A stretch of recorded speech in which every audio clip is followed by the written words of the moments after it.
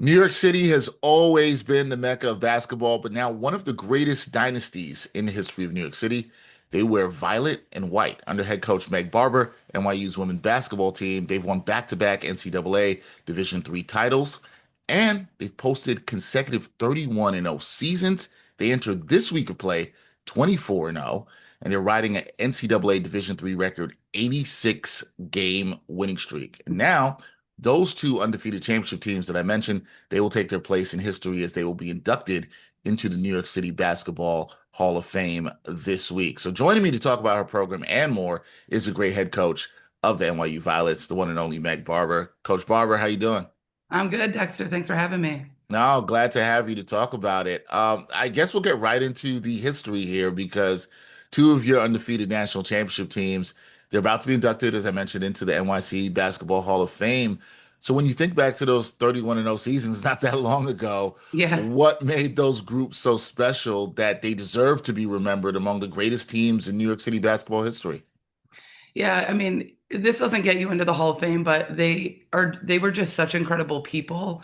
It was a conglomerate of really selfless team first mentality, you know, give up anything good for something great, and really a group that didn't care about individual accolades. And I think because of that, although like I said, that doesn't get you into a Hall of Fame, they became such a versatile, balanced, and dominant team. The 2025 team, I don't know that I've ever seen anything like it. I mean, I think our closest game was maybe in the 20s. You know, we won the national championship by 30 points, and they were so experienced. They were balanced. I call some of the players we had on that team unicorns. I don't know that Division three would see the level of play from individual players like that again. And they happen to be on the same team. So, you know, they deserve their spot. I was really surprised and obviously humbled and honored that those teams were given that look from the New York City Hall of Fame, and but well deserved. They were incredible programs. Yeah, no doubt that they were well deserved for sure. But when you reflect on those two championship teams, coach, what would you say were the defining moments? Like whether it was in practice, the locker room, or during your run to those national championships, what told you that these are say not this, these were historic teams? Well, 2024, we had two transfers from the and for graduate school here. And so early on, it was messy. We had one of the players was in the conversation for National Player of the Year and joined our program, and we had a National Player of the Year. So it was kind of like, how can we put, these dominant, players that can score, players that can defend, and put them together? How is this going to work? And it was pretty messy early on. And I think we got into conference play. We blew out a couple top 25 teams, and we got back as a staff like, is that going to be as tough as it gets? So I think for that group, just getting into conference play and kind of rolling and finding our chemistry was really the vital shift to being a national championship contender. And obviously, we ended up winning it with an undefeated season. The 2025 team, the first practice we had, I said to our staff, if we don't get this done, this is on us. You know, we watched them the first practice, and it was like we were just so incredibly talented and, like I said, well balanced and versatile that obviously you're not anointing yourselves as national champions on practice one, but it was sort of like we definitely have what it takes, having been there the year before. And we should accomplish this if we keep the main thing, and keep the culture and the mentality the right way. Um, a little fun anecdote, like right before the national championship game, just I wanted to make sure the team was loose. We had taken them to see Hell's Kitchen, represent with Alicia Keys in the city. We had a really just nice team outing. And then right before the national championship, I put the song on and started kind of quoting some of the lyrics, and the whole team, but right before the game, essentially was just singing, Alicia Keys and singing lines from that. So I think that group had a real way to just stay loose. And obviously, you need that in those moments when the games are the championship is on the line. And they came out, and it was one of the best games that they had all year. And to see that in a national championship game was incredible. No, that is incredible, and it's always incredible to hear from coaching staffs when they know they have a special team, like they know this team is special. And you said, Yeah. "Hey, it was on us if we didn't Yeah. win with that Yeah. second team that won the championships." But here's the thing, and I think people are going to be fascinated about this because You've built a program right now. They've won 86 straight games. Yes, I said that correctly. 86 straight games. That is the longest streak in NCAA Division III history. My question to you, coach, is how do you keep your team grounded and hungry when you're carrying that kind of target every night? Because you know teams are coming, they're looking to try to knock you off and end this streak. So, as a coach, how do you keep the team hungry and motivated? Yeah, I think it's because of the target, like Mm. you alluded to. When you know that you're the hunted, you just can't take any nights off. And our league is so strong. I think on any given night, even this year, anybody in our league could knock us off. And my mentality with this team and the way I've always approached basketball in this program, being the head coach here, is every game is an opportunity to go 1-0, and that's all it is. And we've never really talked about the streak in terms of okay, we're going for game, 80 or anything like that. It's been, all right, here's another opportunity for us to go out and play this game that we love and go 1-0. And that mentality, I think, just helps reset us from game to game and some of that grind. And when players have an off night or players have a good night, it's like, okay, that was great, but this is another opportunity to go 1-0. That really doesn't have a whole lot to do with, today's moment and tonight's matchup. So that's kind of, I think, how we've stayed grounded. And the noise got pretty loud when we were getting close to beating the streak. And I think some of that pressure, our players certainly were like, okay, well, now we're here, and we said that, like, now that we're here, we may as well try to beat this. But it's never been about a streak. I don't think any coach enters college coaching thinking, you're going to even talk about winning 80 games in a row. To me, still, it actually seems like we're talking about a different program. So it is, pretty unbelievable, but I think it's staying grounded in the one game at a time mentality. That is the mentality, but it is your program, right? And you are Yes. continuing to win games. Yes. And this year's team, they're sitting right now 24-0. You have one more game left in the regular season, continuing the streak. I know every team is different, and coaches will say this all the time. Every team is different. But how does this group right now compare to your two national championship teams, and what makes them unique in their own right? Yeah, I mean, this is a completely revamped team. We have really just two starters that returned from last year's team, and so we have players in new roles. We have players that were role players that are starters. We have freshmen, who obviously are new to the program, who just won their first UAA championship, and they were. I said, okay, you guys get to start first to cut the net, and they're like, Coach, we don't know how. So I think it's still this team, it's team 103 for NYU women's basketball.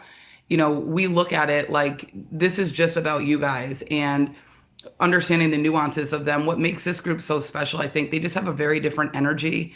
It's very new for a lot of them to be in the positions that they're in, and they're kind of relishing that. And then Caroline Pepper, one of our only senior that we have on this team, is a coach on the floor, incredible leader, one of the top players in the country. So to have a senior like that with this influx of really talented freshmen, it's an interesting dynamic. They're kind of learning as they go, and they've passed a couple really tough tests in conference to, maintain their stronghold at the top of this conference. Yeah, they are learning. They're keeping the streak alive, which is a very interesting challenge for this young team. But your team plays and they coach in, I would say, one of the most competitive basketball cities in the world here in New Yeah. York. So what does it mean to you and your players to know that NYU women's basketball is now part of the New York City basketball history going into the Hall of Fame? It's incredible. It's incredible. I'm an NYU alum. I was recruited here when my dad and I were on my recruiting trip down to the city. He was telling stories about Barry Sanders or Barry Kramer, Satch Sanders, like going through the names of NYU greats. And that was all like folklore. And I thought that was incredible to hear about the history of, not just New York City basketball, but NYU being a part of that. And it felt like that was a part of like men's basketball history, back in the day. So to kind of come full circle and have women's basketball with NYU be a part of this New York City history and conversation in the Hall of Fame it's a really surreal moment for myself and for our teams. They are just so grateful, like I said, for the media attention and for the honor of just being named in amongst these greats of New York City basketball. No, no doubt about that. I wanted to ask you this: as somebody who might personally, I do some play-by-play for some Division III women's basketball. What do you think this run that your program has been on? What do you think it's done for the visibility and respect of D3 women's basketball, both I guess would say in New York City and nationally. What do you think it's done? It's been incredible. It's been incredible. I mean, I think what it's done is shed a light on how good Division III women's basketball is, at the Mm. highest levels. And I think a lot of people think, when people go D3, they must just not have had the opportunities. We have a lot of players in this program that had opportunities to go D1 and really wanted to come to NYU. They looked at NYU as this is a one of one opportunity, and you can stack it against anything, but the three after division does not denote third rate, and I think that's really what people have had their eyes open to we've had so many people with the national media attention. We're on ESPN, and all of a sudden people are coming in the stands and they're like, I've never brought my daughter to a game, and this is incredible basketball. And that makes me feel really great. When I came back here, I really just wanted to build something that we could share with the NYU community and the New York City community. So to see that come to fruition, and we have a junior violets group that of little girls at halftime. I mean, that line has gotten to be like 50, 60 people long now when we're coming out. So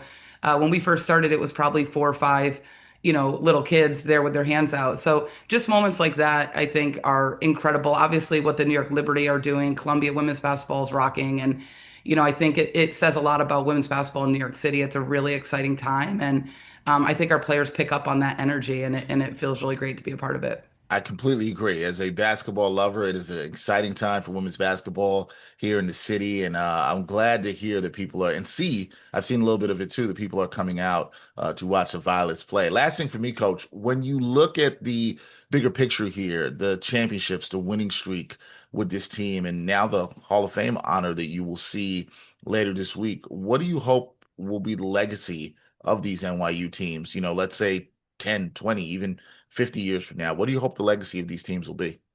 I want the legacy for this group always to be how they made people feel, the impression that they left, the resiliency that they've shown. This is a group, these teams, and I should have kind of led with this. These teams had no facility when they first got here. So these teams that are being inducted in the Hall of Fame, when they came to NYU, we were recruiting with a hole in the ground and saying, okay, picture this, you're going to have a locker room eventually, you're going to have a court eventually.